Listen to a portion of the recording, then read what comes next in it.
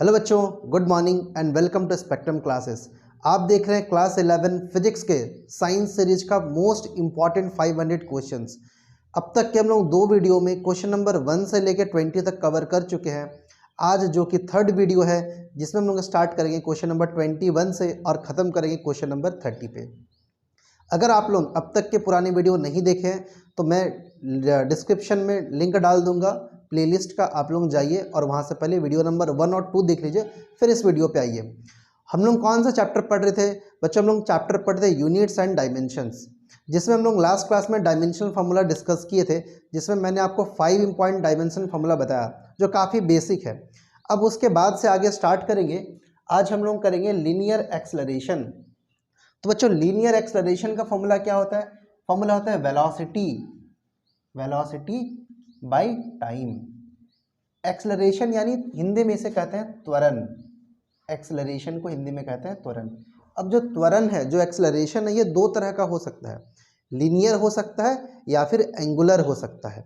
Linear यानी अगर कोई ऑब्जेक्ट, कोई पार्टिकल मान लो सीधा रेखा में जा रहा है तो जो एक्सेलरेशन बनेगा, जो त्वरण बनेगा, वो कैसा होगा?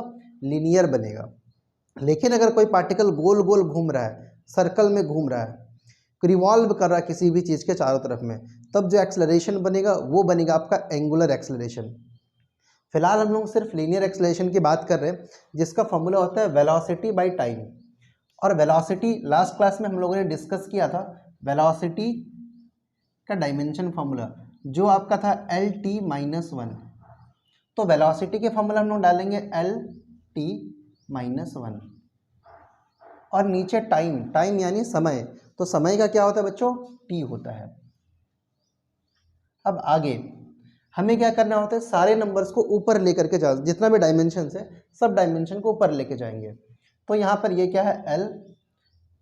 L_t⁻⁻1 और जो नीचे में t है ये भी ऊपर जाएगा, क्या बनेगा? t⁻⁻1। तो फाइनली बच्चों क्या बन गया? L और t⁻⁻1 और -1 क्या बनेगा? -2। तो लीनियर एक्सेलरेशन का डायमेंशन फॉर्मूला क्या बनेगा? L_t⁻⁻2।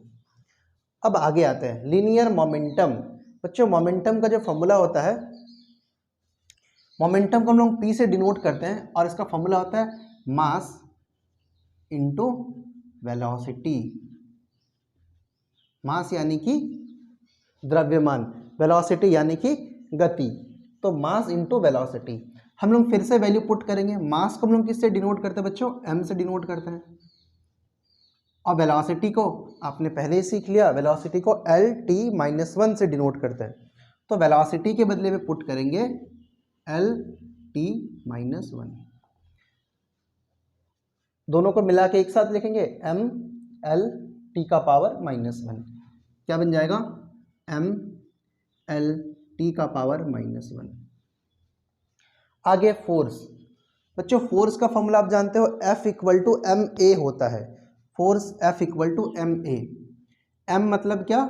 मास, और a मतलब क्या होता है? एक्सेलरेशन। बच्चों ये बिना फॉर्मूला के ये जो डायमेंशन फॉर्मूला हम लोग नहीं डिराइव कर सकते हैं। डायमेंशन फॉर्मूला निकालने के लिए आपको पहले क्या करना है? आपको पहले सारा फिजिकल क्वांटिटी का फॉर्मूला याद कर लेना पड़ेगा। हम लोग वैसे बेसिक क्वांटिटी ही करेंगे, फिर जब हम लोग जिस चैप्टर पे पहुंच जाएंगे उस चैप्टर का जो पर्टिकुलर स्पेशल जो फिजिकल क्वांटिटी होगा हम लोग उस चैप्टर में देख लेंगे। अभी बिल्कुल बेसिक जो आप लोग क्लास 10-9 में पढ़े हैं उसी फिजिकल क्वांटिटी का डिस्कशन कर रहे हैं। तो F क्या होता है? ma यानी मास इंटू एक्सेलरेशन। तो मास को हम लोग किससे डिनोट करते हैं बच्चों? m से। और एक्सेलरेशन का हमने कैलकुलेट किया था, क्या आया था आंसर? L_t-1। देखो फिर से, मास के बदले में m लिखा, एक्सेलरेशन के बदले में क्या लिखोगे? L_t-2। L_t-2 ये क्या बन जाएगा? ये बनेगा आपका m_L_t⁻⁻2।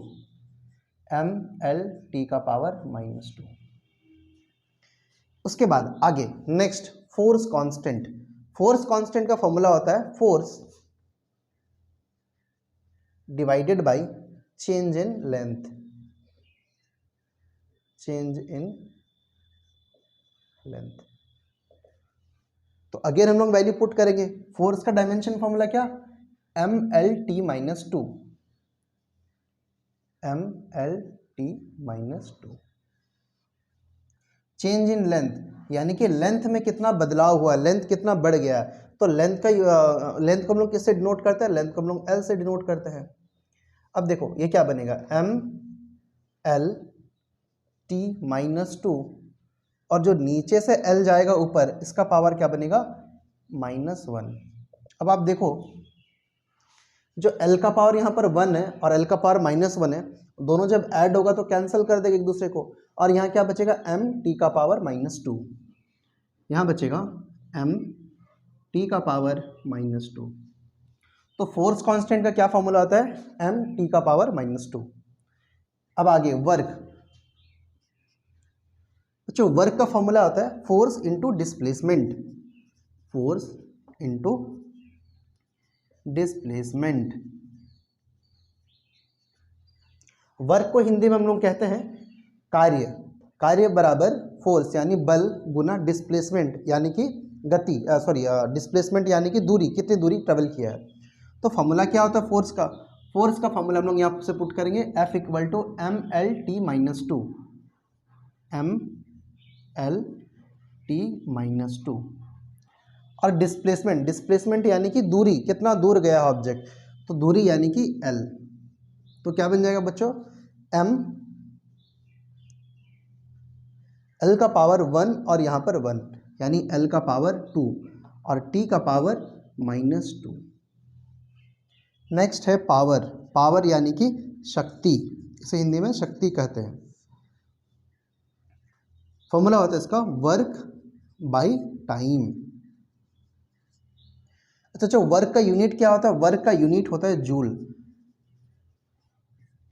फोर्स कांस्टेंट का यूनिट क्या होगा, फोर्स बाय लेंथ है ना, फोर्स का यूनिट क्या होता है, हम लोग एक काम करते हुए स्टार्टिंग से बनाते हैं, लीनियर एक्सेलरेशन, एक्सेलरेशन का यूनिट क्या होता है, आप यहाँ से भी यूनिट निकाल सकते हो। देखो डायमेंशन फॉर्मूले से क्या बना, एल टी माइनस टू ना, एल यानी लेंथ, लेंथ का यूनिट क्या बनता है, लेंथ का यूनिट मीटर, टी टाइम का क्या बनेगा सेकेंड, और ये माइनस टू, मीटर पर सेकेंड स्क्वायर या फिर एम एस माइनस टू। वैसे अगर हम लोग लीनियर मोमेंटम का बनाए तो क्या बनेगा, एम एल टी का पावर माइनस वन। एम यानी मास, मास यानी मीटर, एल एल यानी length, sorry M mass means KG होता है, मास का यूनिट केजी, एल एल माने लेंथ मतलब मीटर, और टाइम, टाइम यानी कि सेकेंड, केजी मीटर पर सेकेंड। तो ये यूनिट होता है लीनियर मोमेंटम। आपको याद करने का जरूरत नहीं है, आप इस तरह से निकाल लोगे और निकालने के बाद वैल्यू डालोगे बस। मास का यूनिट केजी, लेंथ का मीटर और टाइम का सेकेंड। फोर्स का आप लोग जानते हैं क्या यूनिट बनेगा फोर्स का, फोर्स का यूनिट बनेगा एम माने मास, केजी, एल यानी लेंथ, लेंथ का क्या बनेगा मीटर, और टाइम का पर सेकेंड स्क्वायर। लेकिन फोर्स का एक और यूनिट भी है, ये सबको मिला करके यही यूनिट है एक्चुअली, इसको हम लोग मिला के क्या बोलते हैं, न्यूटन। इसे हम लोग एन से डिनोट करते हैं, ठीक है। तो फोर्स का दूसरा यूनिट क्या, न्यूटन। न्यूटन मतलब क्या, न्यूटन मतलब केजी मीटर पर सेकेंड स्क्वायर। नेक्स्ट है फोर्स कांस्टेंट। फोर्स कांस्टेंट का फॉर्मूला क्या होगा, देखो force by change in length, और फोर्स का यूनिट क्या होता है, फोर्स का यूनिट न्यूटन, और नीचे में चेंज इन लेंथ, लेंथ यानी कि मीटर, तो न्यूटन पर मीटर। ये बनेगा बच्चों इसका यूनिट। वर्क का यूनिट जूल आपको याद रखना है। पावर शक्ति, इसे हम लोग मेज़र करते हैं वाट में, WATT वाट। पावर का यूनिट होता है वाट। एग्जाम में आपसे यूनिट भी बहुत ज़्यादा पूछा जाता है। चलिए अब इसका डायमेंशन निकालते हैं, power equal to work by time. तो वर्क का फॉर्मूला क्या होगा, एम एल स्क्वायर टी का power minus two divided by time, time यानी कि T, again M L square T minus two, जो नीचे का टी का पावर वन है वो ऊपर जाए क्या बनेगा, टी का पावर माइनस वन, और ये फाइनली क्या बनेगा, एम एल स्क्वायर टी का पावर माइनस टू और माइनस वन, ये बनेगा minus three. Last pressure, pressure equals to होता है फोर्स बाय एरिया। प्रेशर को हिंदी में दाब कहते हैं। दाब का फॉर्मूला फोर्स यानी कि बल बटा एरिया यानी क्षेत्रफल। तो फोर्स, फोर्स का फॉर्मूला क्या होता है, हम लोग यहाँ से लिखेंगे MLT-2, MLT-2। और नीचे एरिया, एरिया क्या होता है बच्चों, कल हमने डिराइव किया था L²। अभी ऊपर जाए क्या बनेगा, -2, MLT-2 और इंटू L-2। तो क्या बना बच्चों फाइनली, L का पावर यहाँ पर 1 और यहाँ पर -2, क्या बन जाएगा, +1 और -2 यानी कि -1। L का पावर -1 और T का पावर -2। तो ये था बच्चों 21 से लेकर 27, यानी एक्सेलरेशन से स्टार्ट करके हम लोग प्रेशर तक का टोटल 7 डायमेंशन फार्मूला आज हम लोग डिराइव किए। 3 और डायमेंशन फार्मूला है, वो भी हम लोग डिराइव करेंगे आज। और कल से हम लोग एक नया टॉपिक स्टार्ट करेंगे। आप लोग इसे पॉज करिए, स्क्रीनशॉट लीजिए या फिर नोट करिए, उसके बाद हम लोग आगे क्वेश्चंस करते हैं। बच्चों लास्ट के 3 डेरिवेशंस 18, 19, 20 मोमेंट ऑफ फोर्स से स्टार्ट करेंगे। मोमेंट ऑफ फोर्स का फॉर्मूला होता है force into perpendicular distance.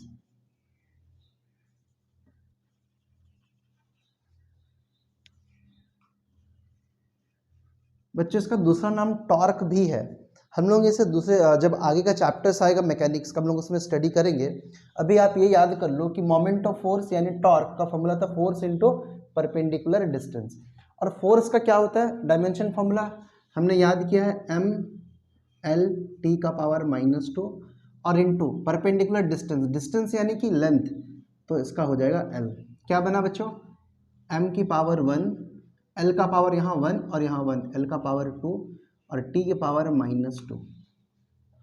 Next है एंगल। एंगल का फॉर्मूला होता है आर्क बाई रेडियस।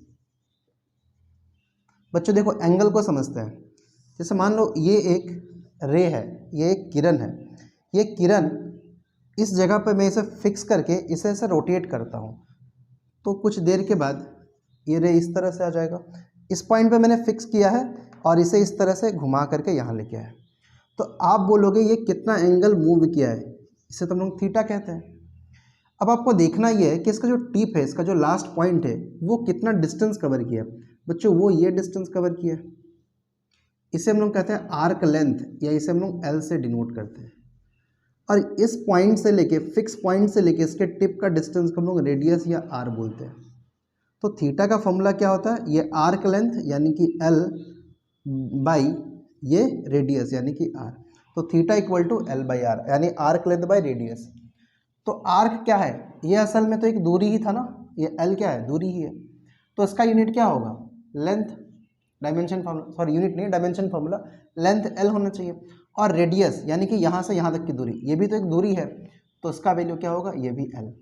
तो L से L कैंसिल हो जाएगा और यहाँ क्या बचेगा, कुछ नहीं बचेगा, यानी कि इसका M का भी वैल्यू 0 होगा, L का भी 0 और T का भी 0, यानी ये बना डायमेंशन लेस, डायमेंशन लेस।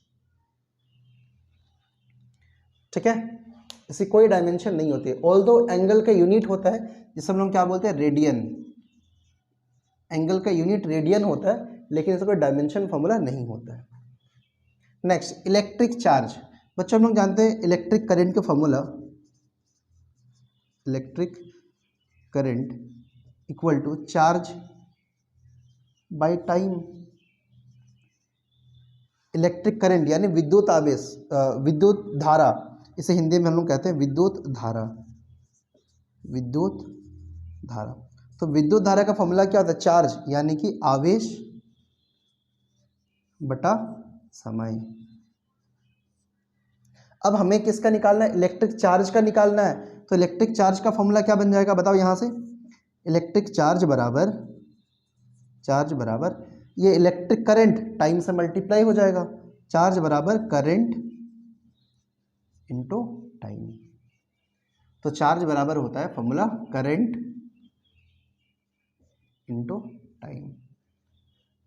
अब करंट को हम लोग किससे डिनोट करते हैं, करंट को, जो करंट है ना, किसी किसी बुक में से A से डिनोट किया गया और किसी किसी बुक में से I से डिनोट करता है। आप जिससे चाहो डिनोट कर सकते, कोई प्रॉब्लम नहीं है। करंट को मैं जैसा I से डिनोट करता हूँ और टाइम को T से। तो ये बनेगा आपका आई इंटू टी, या फिर आप चाहो तो इसे के बदले में ए और टी भी लिख सकते हो। तो ये था बच्चों क्वेश्चन नंबर